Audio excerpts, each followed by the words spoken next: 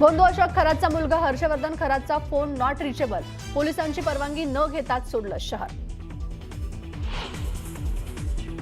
भोंदू खरातच्या तथाकथित स्वीय सहाय्यकाची पोलिसांकडून चौकशी, मिरगावातील रमेश हिंगे हा व्यक्ती भोंदूचा पीए असल्याची चर्चा।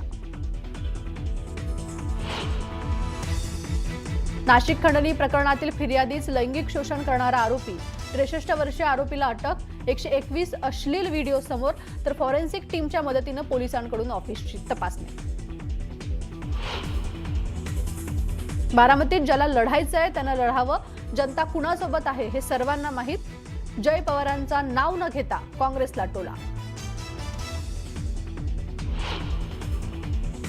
समरजित घाटगे पुन्हा भाजपवासी होणार, 8 तारखेला मुंबईत रवींद्र चव्हाण, चंद्रकांत पाटलांच्या उपस्थितीत पुन्हा भाजपमध्ये प्रवेश करणार। मुंबई मनपाची स्टेशनरी खरेदीत कोट्यवधींची उधळण, 1.39 लाख बॉलपेन तर 7.59 लाख लिफाफ्यांची मागणी, पालिकेच्या इतक्या मोठ्या खरेदीवर प्रश्नचिन्ह। 48 तासात हॉर्मुझ सामुद्रधुनी खुली करा, नाहीतर विनाशाला सामोरं जा, डोनाल्ड ट्रम्प यांची पुन्हा एकदा इराणला धमकी। इराणच्या बुशहर इथल्या अणुप्रकल्पावर अमेरिका आणि इस्रायलचा हल्ला, संपूर्ण मध्य पूर्व आशियाला लक्ष्य करण्याचा इराणचा इशारा। आणि हिमाचल प्रदेशच्या कुल्लूमध्ये भीषण अपघात, पर्यटकांची बस दरीत कोसळली, अपघातात 4 जणांचा मृत्यू तर 16 जण जखमी।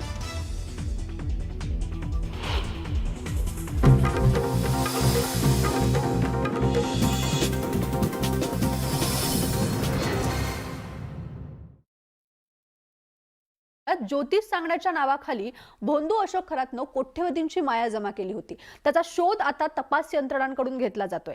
खरातनं मोठ्या प्रमाणात मनी लॉन्ड्रिंग केल्याचा तपास यंत्रणांना संशय आहे।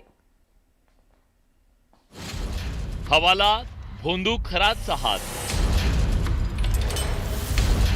हजारो कोटी परदेशात धाडले,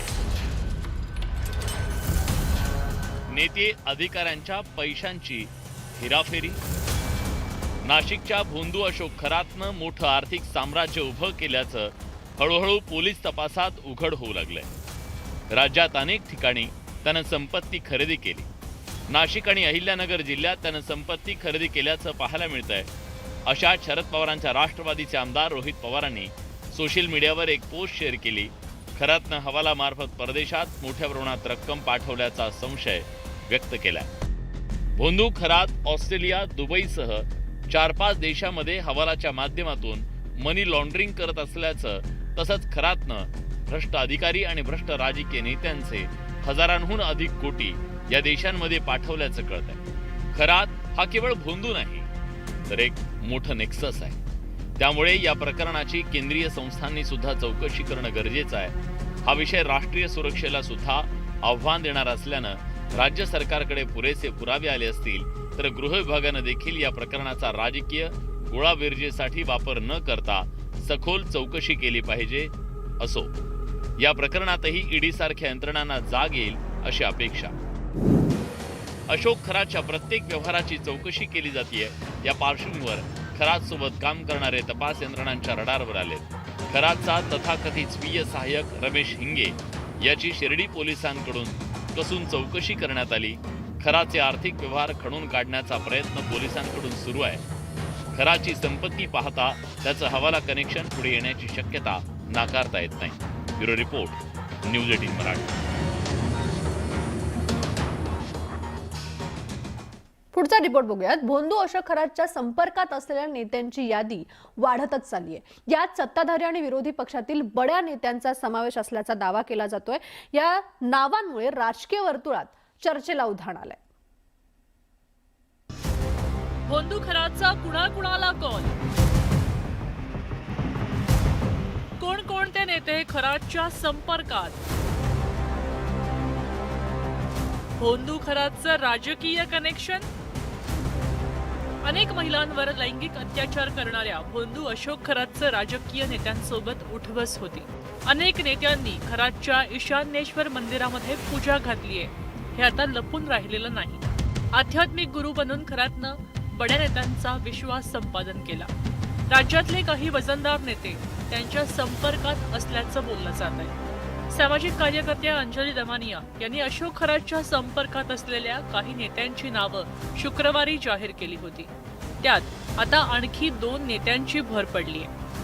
शिवसेनेचे मंत्री संजय शिरसाट यांनी अशोक खरातला 10 फोन कॉल्स केले, तर शिवसेना उबाठाचे आमदार मिलिंद नार्वेकरांनी खरातला 8 फोन केल्याचा दमानियांचा दावा आहे। मला खरात प्रकरणात जेवढ्यांचे फोटो आले होते तेवढीच नंबर्स मी त्यात टाकून शोधले आणि बाकीचे अजून टाकलेले नाही आहेत।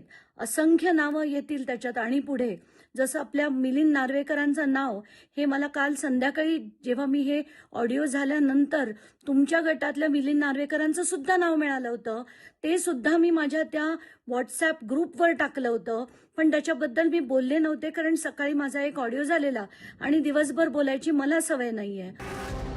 खरातच्या संपर्कात असलेल्या आणखी काही नेत्यांची नावं दमानियांनी यापूर्वीच जाहीर केली होती।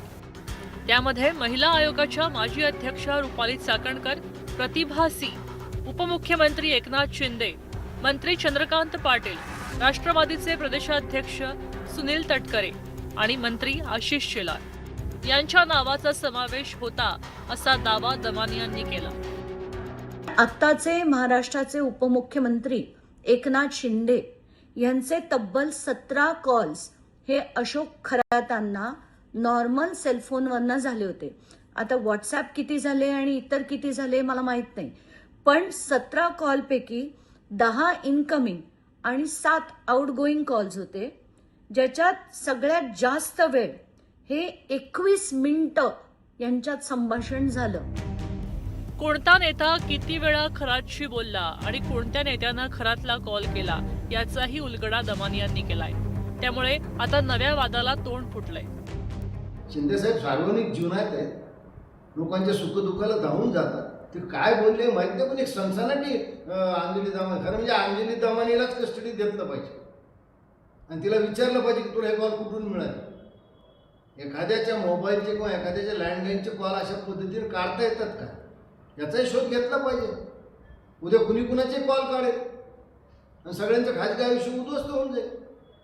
म्हणून अंजली दमानियाला ताब्यात घेऊन पोलिसांनी विचारलं पाहिजे की एकनाथ शिंदे साहेबांचे कॉल तुला कुणी दिले। खरातच्या फोन कॉल्सची माहिती उघड करून दमानियांनी सीडीआर बॉम्ब टाकलाय। त्यामुळे खरातचे राजकीय कनेक्शन आता उघड झालेलं आहे। Bureau report, news 18 Marathi. Nanded पोलिसांचा गुन्हेगारांना धाक उरलाय का असं म्हणण्याची किंवा विचारण्याची वेळ आली आहे, कारण शहरात गुन्हेगारी टोळ्या सक्रिय झालेल्या आहेत। याच टोळी युद्धातून तिघांची हत्या झाली आहे। रात्रीच्या वेळी रक्तरंजित संघर्ष झडला। सदा आणि साई लाला या 2 टोळ्यांमध्ये टोळी युद्ध भडकलं। अरिजित सिंग, आवेज आणि मोहम्मद अरबाज हे गुंड या संघर्षात ठार झाले। या टोळी युद्धामुळे नांदेड पोलिसांच्या भूमिकेवर प्रश्नचिन्ह निर्माण होत आहे। धुरंधर पाहून आला आणि गेम झाला। सदा गँगच्या म्होरक्या अरिजित चव्हाण धुरंधर पाहायला गेलेला होता। डिमार्ट जवळ साईलाला गँगची अरिजित गँगवर पाळत बघायला मिळाली, म्हणजे पाळ ठेवली गेलेली होती। साईलाला गँगच्या गुंडांनी अरिजितवर हल्ला केला। तलवार आणि खंजीरानं वार करत अरिजितला संपवण्यात आलं। अरिजितच्या साथीदारांचा आवेज आणि अरबाजवर सुद्धा शस्त्रानं हल्ला झाला, वार झाला। संतापलेल्या अरिजितच्या भावानं रुग्णालयात आवेजला संपवलं। दोन्ही गँगवर मोठी क्राईम हिस्ट्री आहे आणि पोलीस करून जे स्ट्रॉंगेस्ट पॉसिबल प्रतिबंधक कारवाई सुद्धा झालेला होता, MPDA आणि हद्दपार सारखा। आणि हा दोन्ही गँगची रायबलरीमध्ये ई स्क्वायर जवळ रात्री इन्सिडेंट झाला आणि जे अनिल पंजाबी साईलाला ग्रुपच्या 2 मेंबर असोसिएट्स म्हणू शकतो आपण, अरबाज आणि आवेज, हा दोन्हीची डेथ झालेली आहे एक बाजू, दुसरा बाजू अरिजित चौहानची पण डेथ झाली। हॉस्पिटल असा एकंदरीत 3 डेथ हा इन्सिडेंटमध्ये झालेला आहे।